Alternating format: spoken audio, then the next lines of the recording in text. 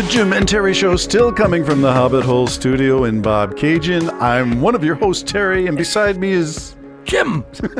Jim. We've been featuring for the last 4 podcasts, featuring an extended play.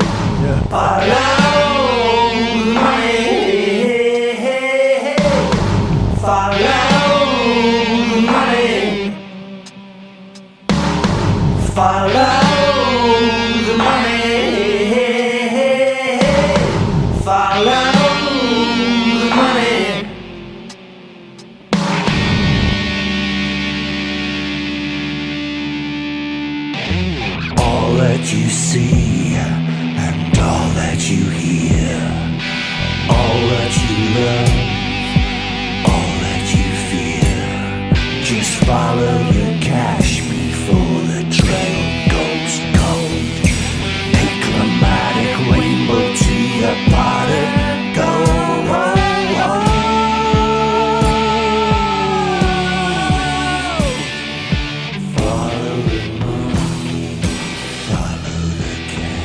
The song is called Follow the Money. Not quite in the genre or perhaps vision of prophets, priests, and poets. Who wrote this song, Terry? No, it was actually Keith who did the lyrics and Keith who did the melody. I did the chain gang kind of opening where you're smashing the rocks and dragging chains.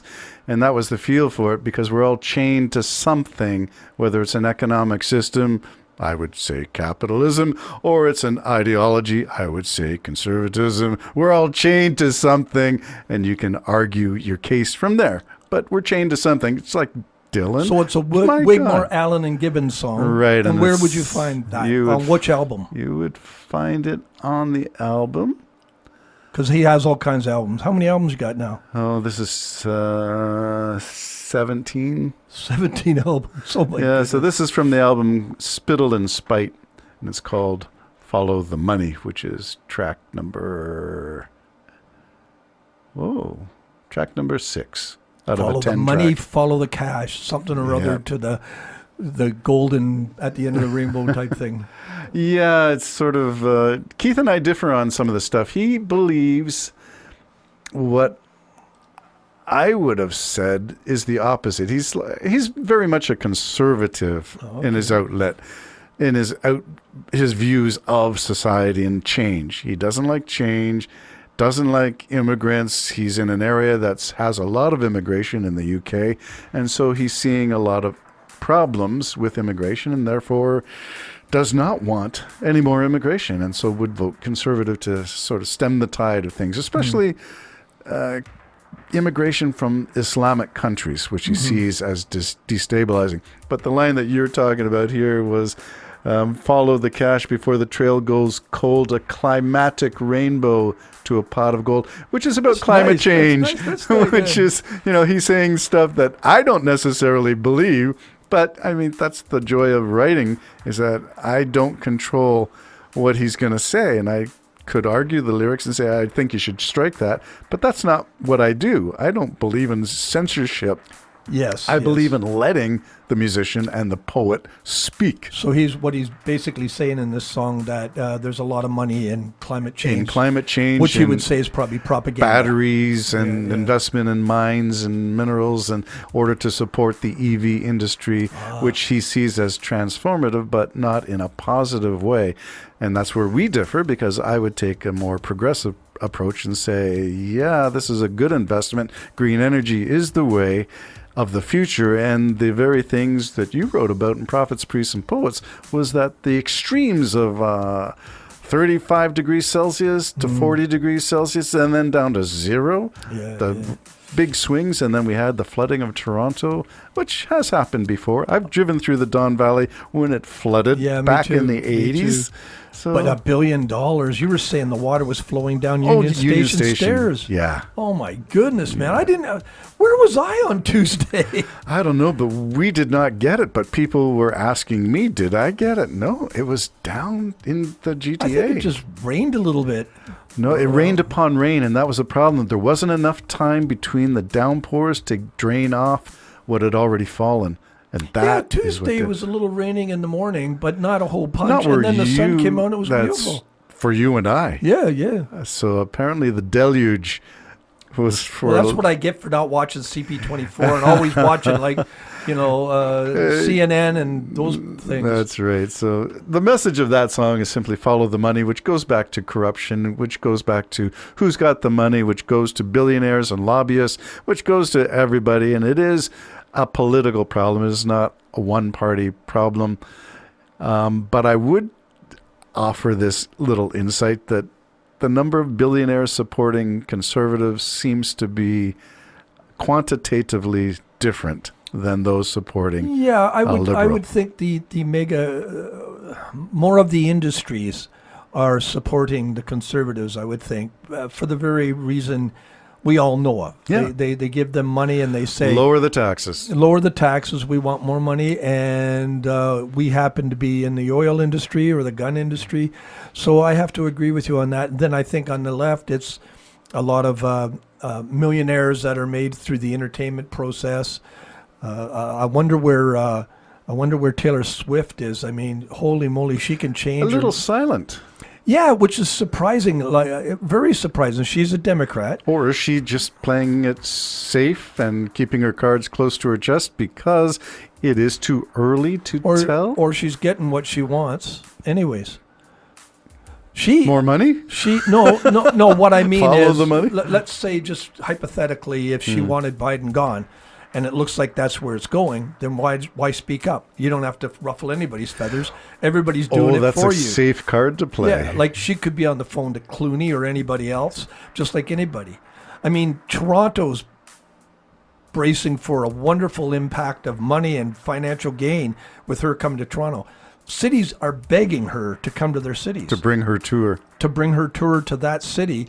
And it was in England, inflation leveled instead of going down where it was supposed to, simply because the hotels upped all their room prices when she came to town. It actually offset the projected inflation rate. For And the it city leveled- of London. Yeah, it leveled it out, but it was projected to go lower, and that was all because 8 to 15% or something, the hotel rooms in London upped their prices for her coming. For one concert, for one artist. Yeah. So she's a billionaire, and she has a lot of pull and a lot of power, and so she's probably sitting back. Number one, now people are saying, where is she? This is just another sort of almost a Trumpite thing where, okay, I'll just hold off, I'll hold off, I'll hold off, I'll hold off. And I don't think she's going to need to speak. I think if she doesn't speak, it would be wise on her behalf because she ruffles no feathers, stirs That's no right. pot, That's right. has everything to gain. Yeah. Interesting. So I think that she's not dumb. That's absolutely for sure. So she's a smart woman, and she knows how to promote herself. She knows how to promote. And there's a lot of entertainers that aren't speaking up. I don't know exactly how. Who's the guy that played Forrest Gump? Tom Hanks. Tom Hanks. He's, I think, a Democrat, but he hasn't been really outspoken at this particular point. But we know that De Niro did. He made a big speech against Trump. Well, he showed up in New York at the trial. Yeah, and he made a big speech. So what can I say? So I don't think Taylor Swift. I think she's pretty swift, and she doesn't need to ruffle any feathers at this particular point. So why do it? Yeah. That's what I'm thinking. I'm thinking we should follow the money to wherever it goes, and wherever it goes, then let's poke around and examine it and not be afraid of whatever facts are going to. So, for instance, the Biden crime family has often been the phrase used by GOP, congressmen, senators, anybody who's on that side. Biden crime family. Even I have a sibling who talks about the Biden crime family. And what's it consist of?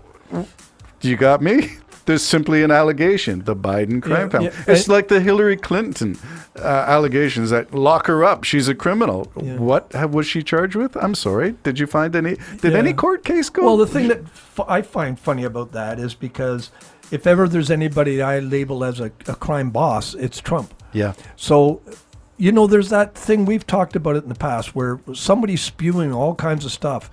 Usually they're the ones. Yeah. they're actually the fault. They're It's the projection. ones. Yeah, it's projection. What I'm guilty of, I'm going to make you. Yeah. You are doing Yeah. this stuff, not me. And I think it's I think it's I don't know, insanely clever. I don't know how It's to put it. deviously or devilishly delicious. Well, yeah, I don't know how you can sit that unless you honestly have convinced yourself of what you're saying. Who sold their soul to the devil in the political system in, let's say, the United States? Because that's obvious. They're coming up to an election. Who has sold their soul to the devil? Would you say, and I'll give you an option, would you say Nikki Haley, who was so adamantly against and declared Trump to be unfit for Well, office? so was Vance. Yes. It was totally. He called Yeah. Trump Hitler in 2016. Yeah, many of them said he's not fit to Marco be, Rubio. and he's not fit to be president, in my How opinion. about Ron DeSantis from Florida? Yeah, They're all they're kissing. all kissing the ring. Yeah, No, it's not the ring. It's somewhere it's the else. other hole. Yeah. Oh my gosh. I know, but the sad thing about that is, that's why it makes me lean more and more to this power he has, and I think the power he has is coming from more than just him. I think it's the corporations he's promised them. He's their buddy. It could even go as far as Putin. I mean, let's divide the country into three. China can have its, you can have yours, and I'll have America, and we'll just be the leaders, and we'll just suppress the people. Who and leave. showed up at the RNC convention day 3? Paul Manafort, convicted Oh, yeah, in just a got out of court of jail, his yeah. peers, just got out Yeah. of jail. Peter Navarro, convicted, And not apparently convicted. his speech too. There was a fact-checking guy said, no, everything, just about everything he said was a lie. Didn't happen. But who's fact-checking at the RNC? Nobody's there well, they're to not. say... They're not. No, once you've surrendered, this is like Yeah. a cult, Yeah. and that's what happens in a cult. You're not ready to listen. You're not gonna listen. You are wrapped up in the emotion. It's a cult. It's a Trump cult. That's what it is. And he is. Politics. I personally think he's won it. I think he's done it. I think he is the modern day Hitler type personality where he's risen to power. He's completely taken over a party. It's no longer the GOP. It's Trump party. It's There him. you go. Word from prophets, priests, and poets, and following the money. The Jim and Terry Show, signing off. Bye-bye for now.